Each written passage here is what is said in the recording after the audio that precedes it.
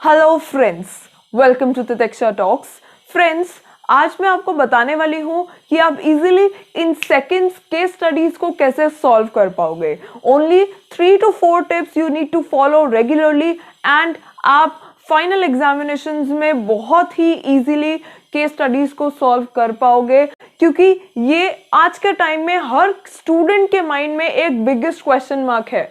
हर किसी को लगता है ओ नो, केस स्टडी वाला question that I won't be able to do, but ये क्वेश्चन हमें हटाना होगा and you need to apply my mantra, that is take it easy and make it easy. And if you follow this mantra, आपके लिए कुछ भी मुश्किल नहीं होगा। That students keep on saying these case studies, oh my god, these are the tallest mountains that we need to climb. No, that is not the difficult task. बहुत ही easy है। Just 3 to 4 tips, you need to follow up them regularly and आप easily questions को solve कर पाओगे। Before jumping into the video, please don't forget to do all of the good stuff like, share, comment, subscribe so that मैं आपके लिए और regular videos लाती रहूँ। So without wasting any time, let's start off. तो the first thing that you need to do is to solve out the case study. That ये point मैं हमेशा हर वीडियो में जरूर बोलती हूँ। हर कॉन्सेप्ट को आपको अच्छे से अंडरस्टैंड करना होगा। You need to grasp the concept very thoroughly. हर एक कॉन्सेप्ट को आपको अच्छे से पढ़ना होगा and the first and the foremost thing is you need to stick on to the syllabus. Stick on to the syllabus. No extra books, nothing doing, only you need to focus upon your syllabus that has been given by CBSE board. No matter you belong to CBSE or ICSE, जो भी आपका board है, आप अपने board के according syllabus पर focus करो। That is the first and the foremost thing you need to do. That means सबसे पहले अपने सिलेबस को उठाओ। जो आपका सिलेबस है उसे गो थ्रू करो। जो आपके टॉपिक्स डिलीट हो गए हैं उनको साइड में करो and the only topics you have in your syllabus उनको अच्छे से गो थ्रू करो। चाहे आप पूनम गांधी में से करो, NCERT बुक में से करो, but you need to understand the concept first. ये मैं हर वीडियो में बोलती हूँ। बिजनेस स्टडीज में अगर कॉन्सेप्ट क्लियर नहीं है तो प्लीज भूल जाना कि आप क्वेश्चंस को इजीली अटेम्प्ट कर पाओगे, because ultimately case study based questions ही आपके आने वाले हैं आपके एग्जाम्स में। Fine, now what you need to do is, अब सपोज आपको क्वेश्चन कोई भी दिया जाता है case study based, first thing आपको उसमें क्या करना होगा after understanding your whole syllabus और understanding your concepts of business studies. आपका ये पार्ट ओवर हो गया है, आपने सिलेबस को अच्छे से गो थ्रू कर लिया। अब आपको क्या करना होगा, जब भी कोई क्वेश्चन आएगा, the first and the foremost thing is you need to read that question at least 3 times.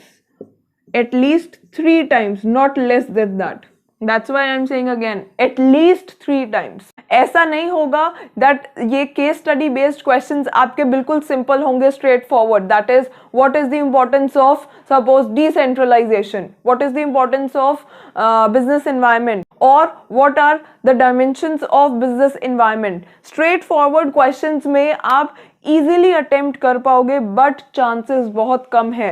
मैं ऑलरेडी अपनी एक वीडियो में बता चुकी हूँ दैट आपका 80% जो पेपर है बिजनेस स्टडीज का वो केस बेस्ड क्वेश्चंस का ही होगा।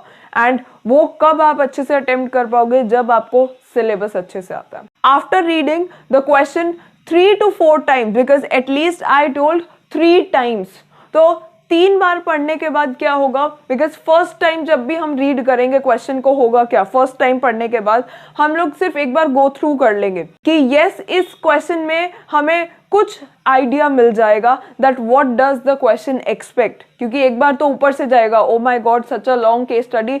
कई बार 1 liner case study based question में भी स्टूडेंट्स कंफ्यूज हो जाते हैं। तो चाहे 1 लाइनर है, चाहे 1 पैराग्राफ है, you need to read the question at least 3 time. अब आपको क्या करना होगा, बिकॉज फर्स्ट टाइम में हम एक बार सिर्फ गो थ्रू करते हैं क्वेश्चन को कि क्वेश्चन में क्या है, कुछ टर्म्स हमें समझ में आती है नहीं आती है।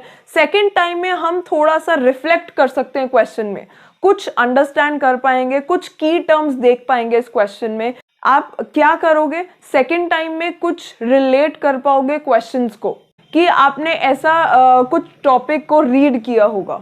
फाइन, नाउ थर्ड टाइम आप क्या कर पाओगे, क्वेश्चन पर इम्पैक्ट डाल पाओगे दैट यस मुझे इस क्वेश्चन में आंसर क्या करना है। कई बार क्वेश्चंस जो केस स्टडी बेस्ड क्वेश्चंस होते हैं वो एक पर्टिकुलर टॉपिक पर ही आ जाते हैं कि आपको केस पढ़कर फीचर्स लिखने हैं, कॉन्सेप्ट लिखने हैं, इंपॉर्टेंस लिखनी है।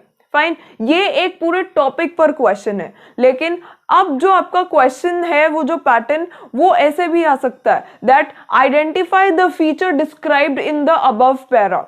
तो ऐसा मत सोचना कि एक पर्टिकुलर टॉपिक पर ही आ सकता है, आपके किसी एक पॉइंटर पर भी केस स्टडी बेस्ड क्वेश्चन आ सकते हैं। तो वहां पर आप कैसे पहचान पाओगे, अगर आपको लिखा हुआ है suppose identify the feature, so that means वो एक पर्टिकुलर पॉइंट की बात कर रहा है केस में, एंड अगर वो बोलते हैं identify the features described in the above para, that means वहां पर काफी सारे पॉइंटर्स की बात हो रही है।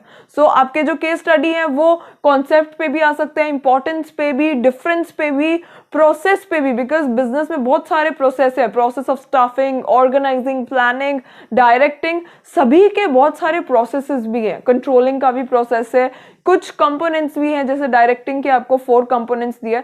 तो किसी भी टॉपिक पर आपका केस स्टडी बेस्ड क्वेश्चन बन सकता है, इवन माइन्यूट टू माइन्यूट अगर हम बात करें एक पॉइंट पर भी बन सकता है। सो आपको हर एक पॉइंट को बहुत अच्छे से समझना होगा, तभी आप केस स्टडी बेस्ड क्वेश्चंस को सॉल्व कर पाओगे। द नेक्स्ट थिंग इज, एक बार आपने क्वेश्चन को, केस स्टडी बेस्ड क्वेश्चंस को 3 टाइम्स रीड कर लिया and you are being able to reflect कि आपको लिखना क्या है। वन मोर थिंग, जब भी आप क्वेश्चन को पढ़ोगे रीड इन दैट सेंस कि आप उस कंपनी, पर्सन या फिर जो कंपनी है या बिजनेस है, जो भी केस बेस्ड क्वेश्चन है उसकी जगह आप हो। Think it in that way. ये भी एक अच्छा टिप है जिसके अकॉर्डिंग आप इजीली सॉल्व कर पाओगे, बिकॉज अल्टीमेटली जो केस स्टडीज हैं वो आपकी critical thinking and deep understanding of the subject या टॉपिक को असेस करती हैं। नेक्स्ट, अब आपको क्या करना होगा, after reading it at least 3 times, अब जितनी भी केस स्टडीज होंगी आप उनमें क्या देखोगे, सबसे पहले कि कौन से चैप्टर से वो केस स्टडी है। कई बार स्टूडेंट्स क्या है, कंफ्यूज हो जाते हैं कि ये केस स्टडी है कौन से चैप्टर से। So what you can do is कि ये केस स्टडी इस चैप्टर से बिलोंग करती है। आपको सपोज कोई भी क्वेश्चन दिया है, उसमें आप अंडरलाइन कर सकते हो अपनी की टर्म्स को जिन पर ज्यादा फोकस किया गया है। No matter it belongs to any of the question, चाहे वो आपका 5 का है, 6 का है, 4, लाइक कोई भी क्वेश्चन है, आप की टर्म्स को अंडरलाइन कर लेना। वहां से भी आपको आइडिया मिल जाएगा that which chapter this case belongs to.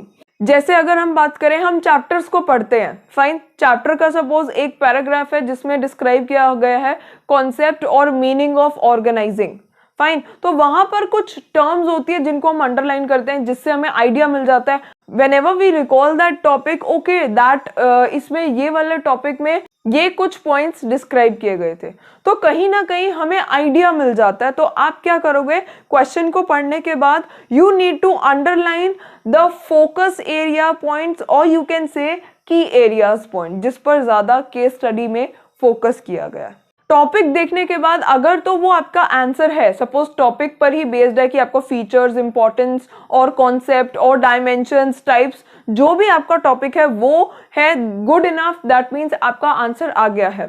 Suppose topic से भी नहीं, किसी एक पॉइंटर में से है, फिर आपको उसके आगे फर्दर पॉइंटर्स देखने होंगे कि किस पॉइंटर से वो केस स्टडी बिलोंग करती है।